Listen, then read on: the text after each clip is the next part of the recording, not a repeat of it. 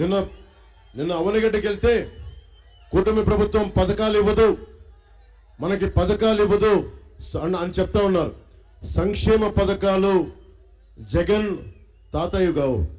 సంక్షేమ పథకాలు మనందరి సొత్తది, భారత రాజ్యాంగంలో పొందుపరచబడింది. ఎవరన్నా సంక్షేమ పథకాలు వృద్ధాప్య పెన్షన్ స్టార్ట్ చేశారంటే ఇక్కడున్న అందరికీ, ముఖ్యంగా అనగాడిన దళిత సోదరులకు చెప్తా ఉన్నాను, ఈ పథకాన్ని ప్రారంభించింది వృద్ధాప్య పెన్షన్ దళిత ముఖ్యమంత్రి దామోదరం సంజయ్ గారు. తల్లికి 200 రూపాయలు ఇస్తే తల్లి అడిగిందంట ఆయన్ని, నా సంగతి సరే నాన్న, మరి నాకు ముఖ్యమంత్రి లేని తల్లులకి తండ్రులకి ఏం చేస్తామంటే ఆ ఒక్క తల్లి అన్న మాట ఆయన వృద్ధాప్య పెన్షన్ స్టార్ట్ చేశాడు. ఈ రోజు జగన్ కొత్తగా వచ్చి పెన్షన్ నేను స్టార్ట్లు చేశా, సంక్షేమం నేను ఇచ్చాను అని చెప్తే ఇది అర్థం చేసుకోలేని వాళ్ళకి, సమాజం గురించి తెలియని వాళ్ళకి చెప్పు.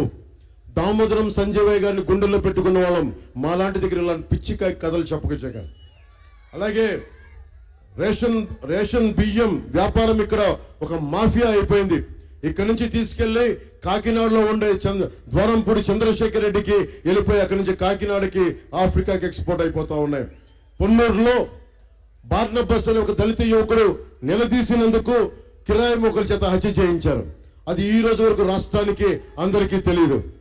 బార్నబస్ ఎట్లా చేశారో ఆ కేసుని బయటికి తీసుకొచ్చి ఆ దళితులు ఆ నిందితులకి శిక్ష పడేలా చేస్తాం. వైసీపీ మిల్లుకి చెందిన ఒక రైస్ మిల్కి పిలిపించి ముందు వార్నింగ్ ఇచ్చారు బార్నబస్ కి. ఇచ్చి అధికార పార్టీ అండదండలతోటి ఆ యువకుడిని అతను చంపేశారు. అలాగే రైతుల నుంచి కొనుగోలు చేసిన మొక్కజొన్నలో ప్రతి ఎమ్మెల్యే కమిషనే దాదాపు 26 కోట్లు తీసుకున్నారు. కొనుగోలు కేంద్రాల్లో రైతుల నుంచి బస్తాకి 200 రూపాయలు 100 రూపాయలు చొప్పున ఎమ్మెల్యేకి వెళ్ళిపోతా ఉంటే అసలే గిట్టుబాటు ధర లేదు, లాభసాటి ధర లేదు, మద్దతు ధర ఇవ్వరు, ధరల స్థిరీకరణ నిధి లేదు. వచ్చిన పంటకి మళ్ళీ కూర్చొని 100 రూపాయలు 200 ఇమ్మంటే ఇది క్లాస్ వార్ గురించి మాట్లాడతారు. కష్టం కండ కరిగించి రక్తాన్ని మరిగించి పండించిన రైతుకి, భూమిని దున్నిన రైతుకి మళ్ళీ ఎమ్మెల్యే కూర్చొని దోపిడీ చేస్తే ఎక్కడికి పారిపోతాం? పోలవరం గురించి మాట్లాడితే పోలవరం గురించి నాకు తెలియదు అంటాడు అంబటి రాంబాబు గారు. ఏదన్నా మాట్లాడితే నాకు నా మీద పెద్ద ఎత్తున రంకెలేస్తా ఉంటాడు ఆయన. కొమ్ములు ఇరిచేస్తాం పిచ్చి ఆశలు వేస్తే. మీరు ఆలోచించండి, పోలవరం ప్రాజెక్టుకి జలవనరుల శాఖ మంత్రి అతను.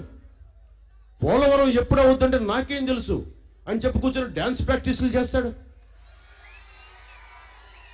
తమాషాలు అనుకుంటారా వీళ్ళు? ఇది సరదాలు అనుకుంటున్నారా? పోలవరం కోసం ఎంతమంది 1,60,000 మంది ఇల్లు కోల్పోయారు. 1,60,000 మంది. మంత్రి పదవి బాధ్యత సరదాలు కాదు. నేను సినిమాల్లో డాన్సులు చేస్తాం, నేను చేయడానికి ఆలోచిస్తాం.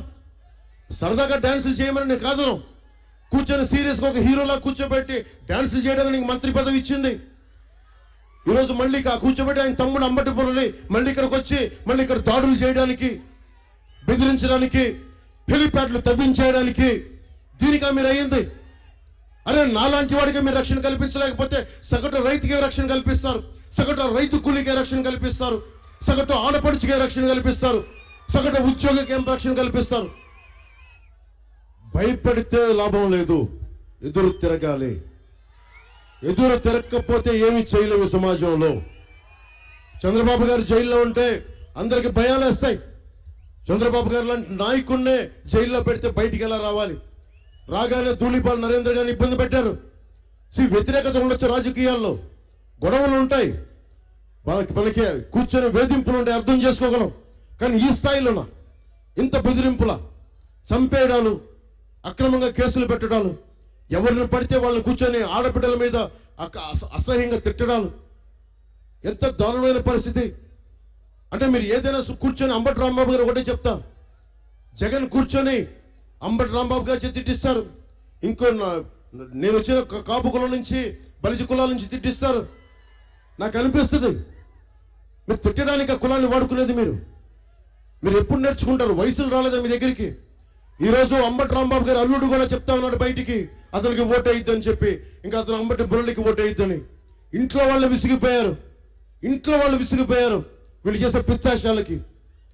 1,60,000 మంది నిరాశ్రయులయ్యారు గిరిజనులు. వాళ్ళకి డ్యాన్సులు చేస్తామా, లేదంటే కనీసం ఉపశమనం కలిగించే మాటలు చెప్తామా? పోలవరం బాధితులకి కూర్చోబెట్టే డ్యాన్సులు, ఏదైనా మాట్లాడితే కూర్చోబెట్టిన తిట్టడాలు. ముఖ్యంగా కాపు సామాజిక వర్గానికి కూడా నా విన్నపం తెలియజేస్తా ఉన్నాను. కాపు సామాజిక వర్గాన్ని పెద్దన్న పాత్ర వహించమని చెప్పి నేను రాజమండ్రిలో చెప్పాను. ఇది ఒక్క కులమని కాదు, అన్ని కులాలకి అండగా ఉండే పెద్దరికం తీసుకోవాలి అంటే మనం నడిచి చూపించాలి. అన్ని కులాలని లోపలికి తీసుకోవాలి.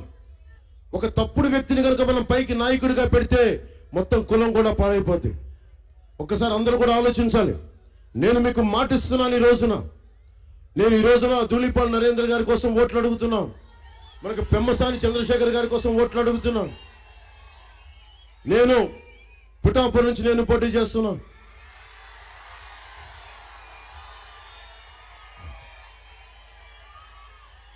నేను పని చేస్తా, పని చేయనిస్తాం.